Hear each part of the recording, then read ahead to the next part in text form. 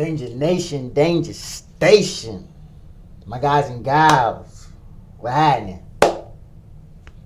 We're back here with another reaction video. If you guys haven't, go like, subscribe, smash the like button, smash the subscribe button, show some love. It's free. Like I always tell y'all in every single video. It's free, it don't cost money. It's right down there. The like button is also right down there. All you gotta do, it takes 10 seconds, not even, maybe 5 seconds. If you're already on a video watching, it literally takes a second to just click the subscribe button and click the like button. You know what I'm saying? And if you're not on the video and you see my link, just click on the link. It takes 5-10 seconds. You click on the subscribe button, click on the like button. You know what I'm saying? After you watch the video, you know what I'm saying? And make sure you watch it. You know what I'm saying? Show me some love. I need the help. I need to go up. Like I said, I was at 33 yesterday. I woke up today with 36. So we just keep going up, baby. Just show some love, man. That's all I ask for, is just some love. I appreciate y'all. And let's get right into this video.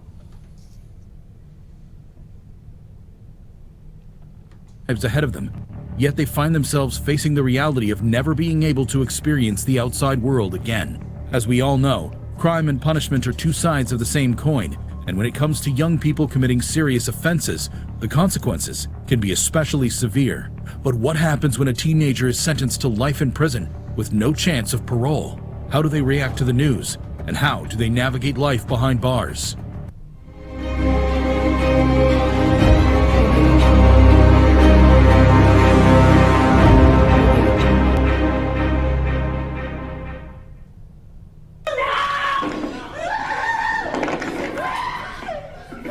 Damn, that's a big. Is that a guy or a girl?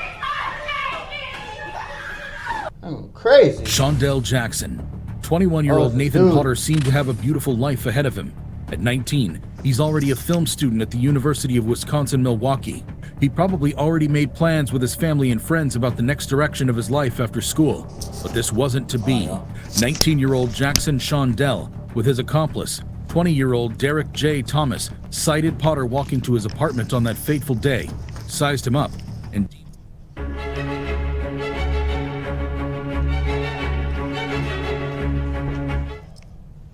with delicious taste and 50% more calcium. Wow. Blue Diamond Almond Breeze. Don't just milk it, almond milk it. L ads. Y'all can hear me, right? deemed him a fine target to rob. Thomas was to be the lookout while Jackson robbed Potter. Unfortunately, the robbery went south. Potter didn't have any money, so Jackson shot him in the chest, killed him, and fled. They didn't hide for long, though. Following a tip-off from Jackson's uncle, police eventually caught him, arrested him, and charged him with the murder of Potter. Throughout the trial, Jackson acted unconcerned and was seen mouthing an obscenity and smirking at his victim's family as he was escorted out of the court. He showed no remorse and acted like the whole trial process was a movie. We see how people is in court. Swearing at us and smiling.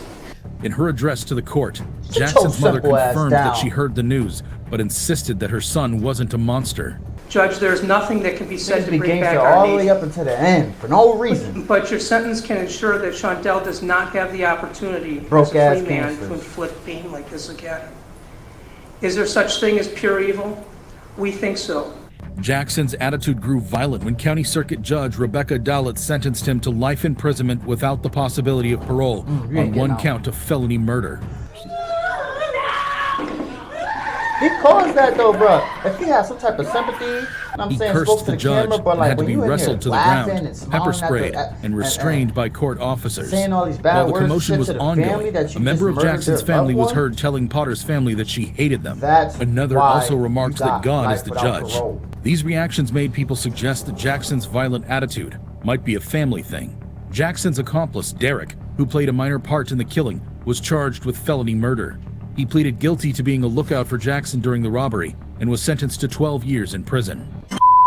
He has some type of sympathy. Convict her on a lesser charge, perhaps accessory to murder or manslaughter. Now, though, she'll spend the rest of her life behind bars for the murder of Shannon Griffin. Jennifer Mee. Born on July 28, 1991, Jennifer became an internet sensation when videos of her uncontrollable hiccup appeared online. She noted that she hiccuped 50 times a minute and was nicknamed the Hiccup Girl. Mee searched everywhere for a cure and appeared on several television shows. She even appeared on NBC's Today Show on multiple occasions. Her health condition made her a celebrity sought after by national media. Yeah. First, it's kind of funny. It's not funny, is it? No, it's not. No. After trying several products promised as a cure for her hiccup to no avail, Dr. Bob Lind finally treated her for a hiccup. Cured of the hiccup which made her famous, she was no longer the hiccup girl, and her popularity fizzled out. It was unclear what her reasons were, but Mee reportedly ran away from home and started dating a man named Lamont Newton. In collaboration with Newton, Mee devised a way to rob victims online by setting them up. For her plan to work, she also recruited LaRon Rayford. Gotta be In easy. 2010, Shannon Griffin Set fell your in her ass net. up, quick. Mee, 19 at the time, lured Griffin to the house where she stayed with Newton and Rayford. They robbed the man, shot him 4 times, and killed him. Although police could not determine which of the 3 suspects shot the man, they were all arrested and charged with murder. The police stated that Mee and her accomplices admitted to the murder. A recorded phone call between Mee and her mother was played during the trial. I have a free call from... For a lousy couple of dollars. I got charged for murder in the first degree. Charged for murder in the first degree? Yes, sir. What charges did who did you kill? I didn't do nothing. I was just there at the wrong time, at the wrong place. Mee was convicted of first-degree murder in 2013 Damn. and sentenced to life imprisonment without parole. Woo! Her accomplices, Newton and Rayford, were also sentenced to life imprisonment without chance of parole. When she had her sentence, Mee broke down crying. I would give my life for Austin. I loved him a lot. Damn. Dylan Schumacher. These are all teenagers, Babies remember, are often y'all. referred to as little monsters, and their constant crying can be annoying. For 17-year-old Schumacher, life is too short to tolerate such an annoying cry. The teenager was tasked with babysitting Austin, his teenage girlfriend's baby, who was just 4 days short of his 2nd birthday. Damn. However, the baby's constant cries made him lose his cool. Schumacher was living in the same house with his girlfriend and her parents. He was required to look after the baby after his girlfriend went to work a night shift. Neither Austin nor the 3-month-old baby brother, who he claimed didn't want Austin's cries to wake up, was his child. Actually, I really didn't. I really think I did that. I didn't mean to hurt him. Schumacher testified that he Damn, became bro. frustrated with the baby and started spanking, slapping, and slamming him on the floor.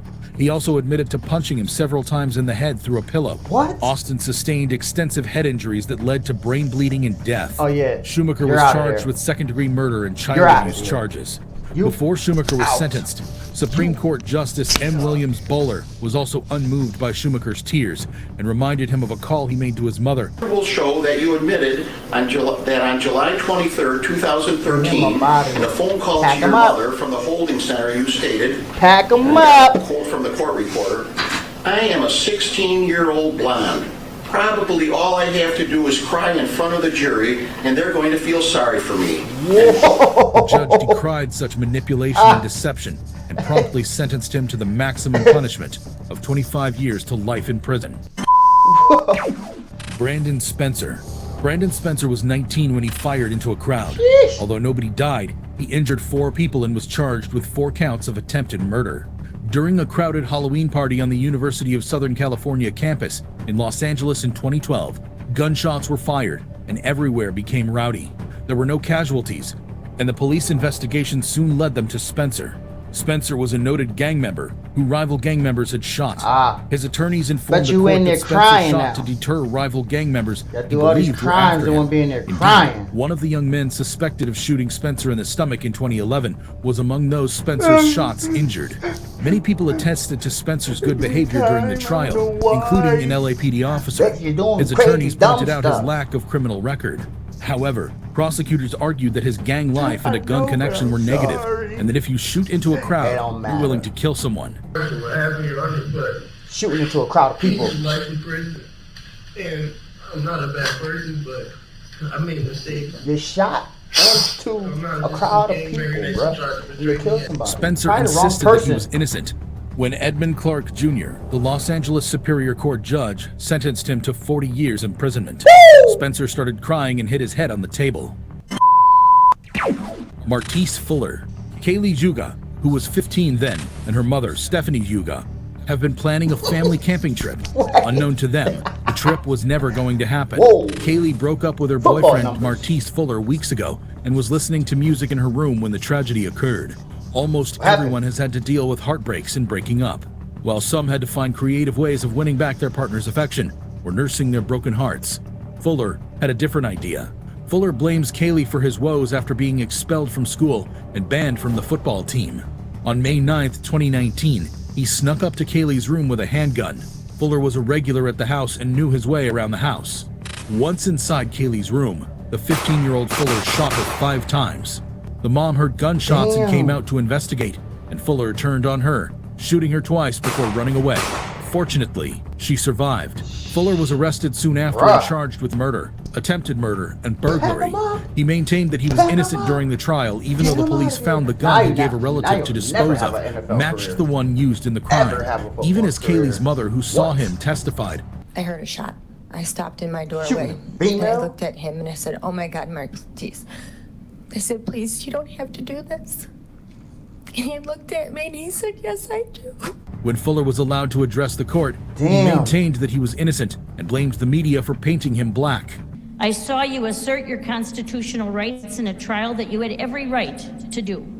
But I watched as Mrs. Juga, the woman you attempted to kill, testified bravely, while you showed not one semblance of compassion or remorse. Damn. Fuller was sentenced to life imprisonment without the possibility of parole. Whoa. He showed no flicker of guilt as the judge announced his sentence. Which of these reactions moved you the most? But he deserved that, bro. You can't just be like, break up with you and like, there's plenty of other women, dog. She gonna break up with you, bro. You gonna go on her, sneak in her room, bro, and shoot her 5 times and come out and shoot her moms, bro? Bro, y'all is out of control. Y'all going crazy, bro. Y'all need to lay off of shit, like the drugs or something. Like, stop.